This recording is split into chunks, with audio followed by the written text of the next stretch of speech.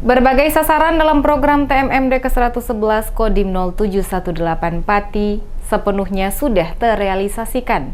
Dalam rangka perpisahan anggota Satgas dengan pemerintah desa setempat, Kepala Desa Taman Sari doakan Satgas kembali ke satuan dalam keadaan selamat.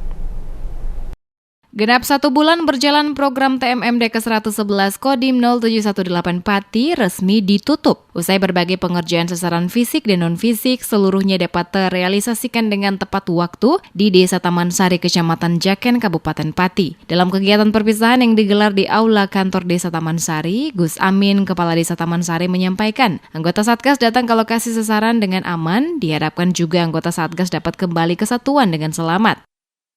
Semoga bapak-bapak ini perjalanan ke sini aman, sehat.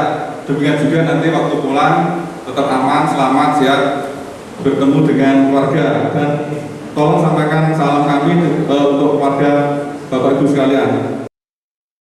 Gus Amin menilai anggota Satgas selama bertugas di Desa Taman Sari dinilai dapat membaur dan menunggal dengan warga setempat.